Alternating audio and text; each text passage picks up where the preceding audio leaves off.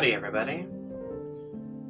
Today, I am working on day 2 of my November Art Challenge, where I am going to be focusing on making something that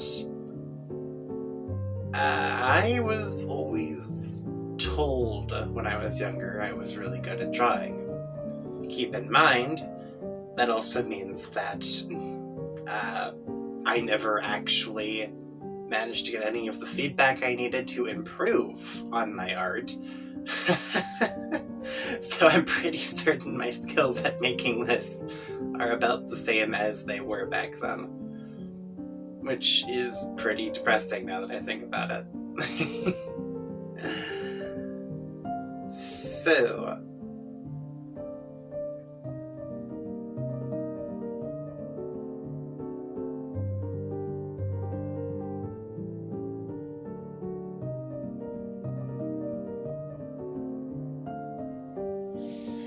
I guess that's today's theme. Something I used to be called good at.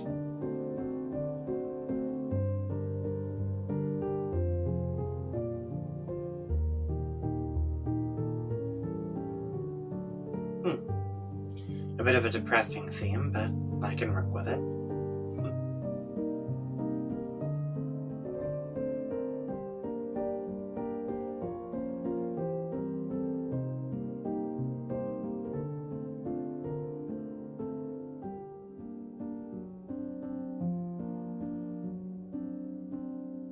So, I remember when I was younger, I used to be able to draw a certain number of things. I could draw flowers, I could draw wolves, foxes, most canines. They were pretty easy at the time. But the thing I loved to draw the most were dragons. I remember they used to be so janky looking. But then, one time in class, I got the chance to take a quick look at some how to draw instructions that my teacher was printing out for another classroom. I didn't get to keep the instructions, I didn't get to read them fully, but I did get to see the diagrams on them. It was only for a split moment, but that's where I learned how to do basic structures for dragons, having the tail, spine, and neck, and then the triangle for the head. I never actually thought of doing that before that moment, so...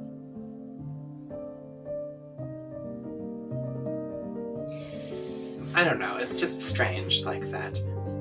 There are times when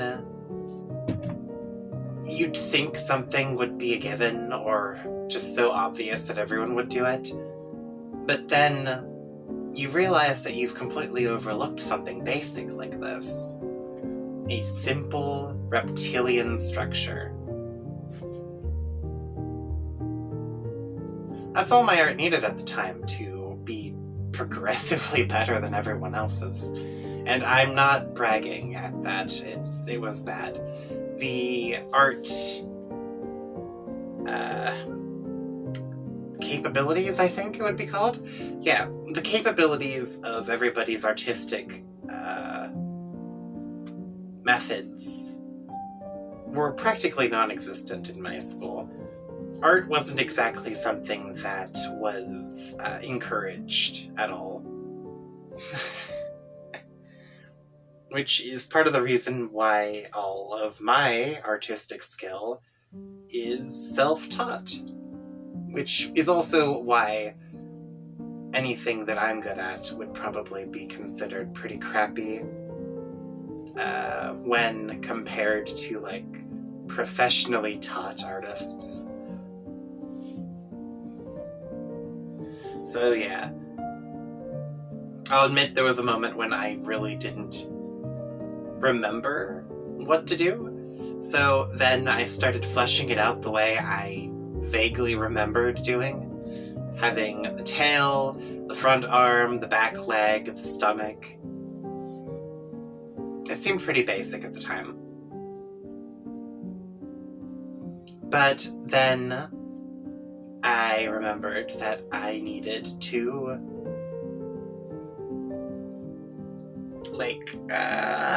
fill it out even more. I couldn't recall if I was supposed to add anything to the neck or anything further to the tail than that. That was my biggest worry. And I had already decided by the time I started drawing that I wasn't going to add any wings to this lizard, so it was just going to be a really strange looking horned lizard.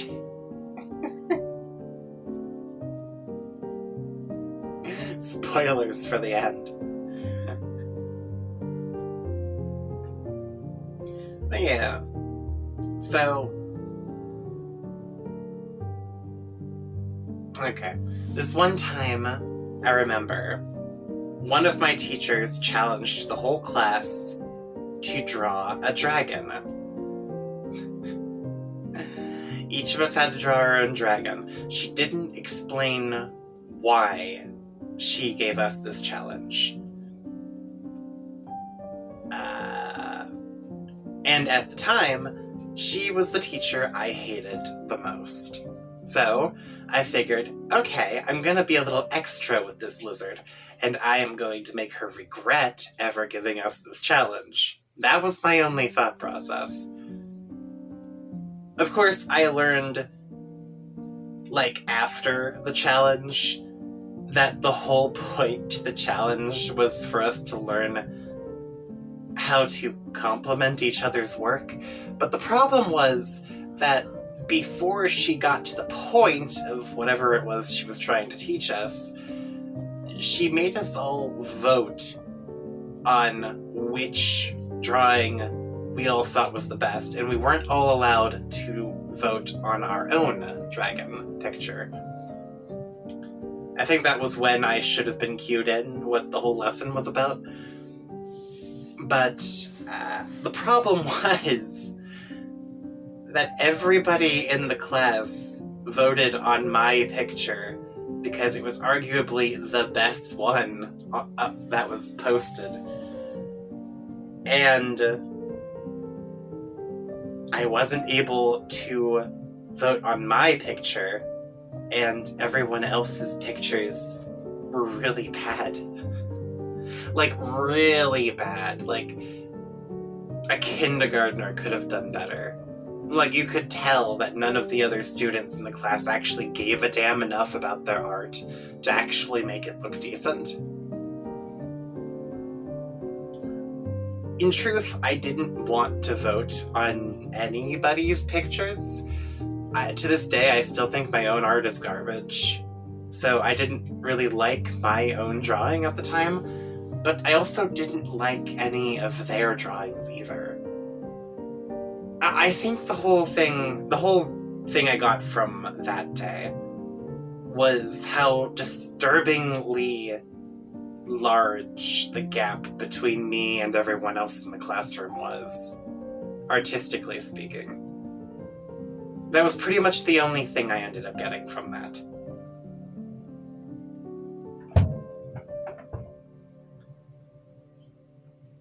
And I'm pretty certain that's not the lesson I was supposed to learn that day. So, that was unfortunate. So yeah, that is how I ended up giving up on drawing dragons. I legitimately don't think I drew another dragon since then. This reptile is the closest thing I've worked on. Oh, man.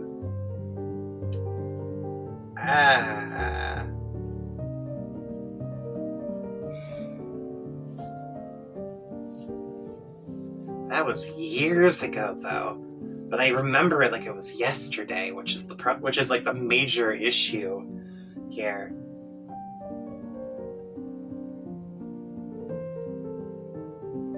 I'm honestly impressed that I can even still draw like this.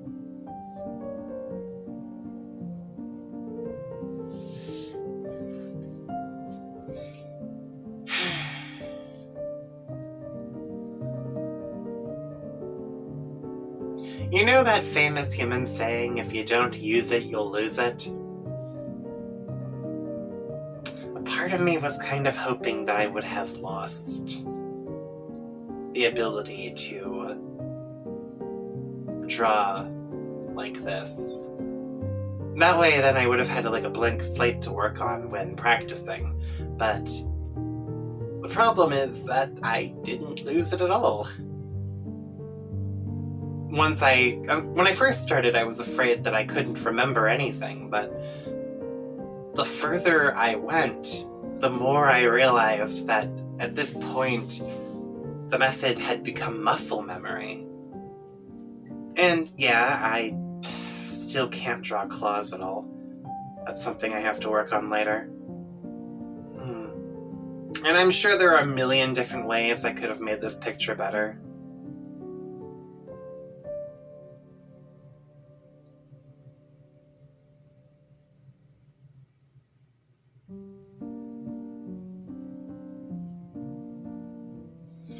So yeah, after failing to draw the claws a few times, I kind of settled on this weird geometric shape for the claws.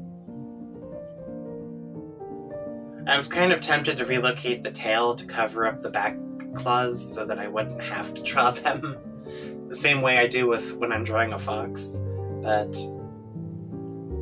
whatever.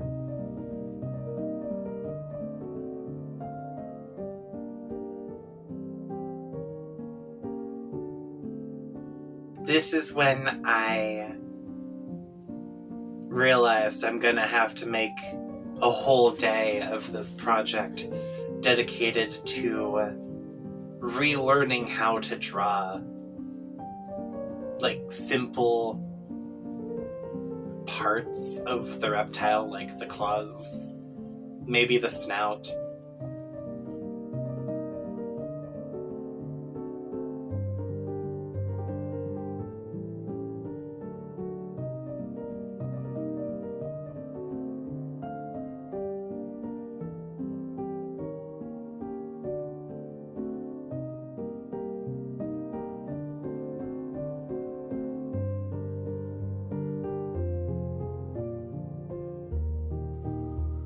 I think one of the things that I hate the most about my art is that you can tell that it's 2D. I can't... If you asked me to redraw this picture, but make it so that we're standing behind the nest of eggs and looking forward at the dragon, I would not be able to do that. Because I am really shit at doing things like change of perspective art, which is another day I've scheduled away for the sake of working on it later. I think I have the first 13 days of this project already scheduled in advance, but yeah, that's going to be fun to record. So yes, now I've got the reptile, I've got the nest. I have determined that claws are definitely a thing that I'm gonna have to practice later.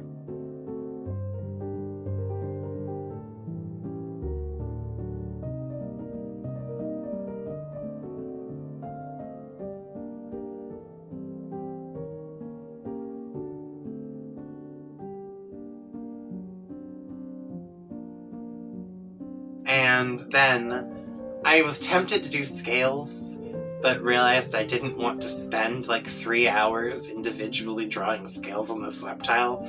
So instead, I decided to shade it in, like I did everything else before this.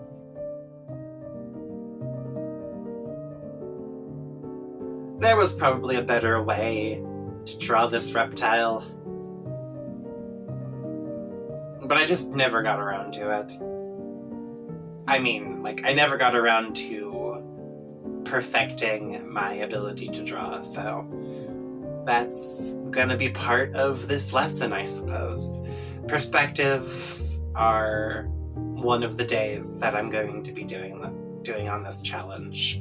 Claws are another one, but I'm not really looking forward to that because I decided that just doing claws for an episode wasn't going to really help me learn anything. So it's like snouts, claws, something else, and paws. Eyes. It's eyes and paws. Yeah, that's not going to be fun. So, anyway, here I am wrapping up the shading for the reptile. One thing I did learn when it comes to doing the shading this way, it's that you want to make sure all of the pencil lines are like going in the exact same direction, no matter what. Like, if you're gonna do left to right, then do left to right. If you're gonna do up to down, then do up to down. Only curve it when you're going around an actual round surface. Like I did on the tail down there. Because it helps add a sense of depth when you're smoothing it out.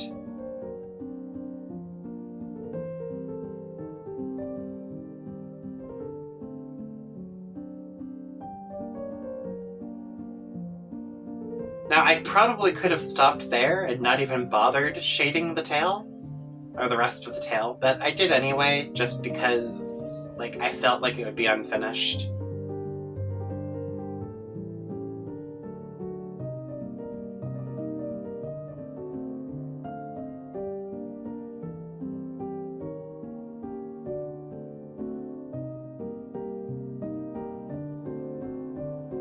Like I said before, in the previous episode, shading is the only artistic skill I ever actually learned to do.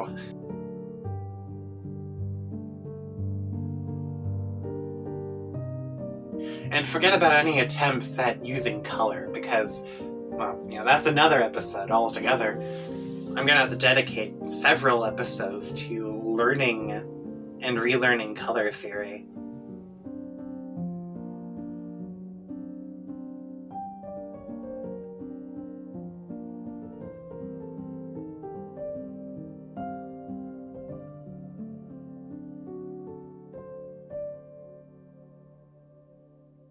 But anyway, this is the dragon, or reptile, I suppose, because it doesn't have wings. Landworm, I guess? Either way. He is complete. So, I think I'm going to be leaving this episode off here. Later, everybody. Bye.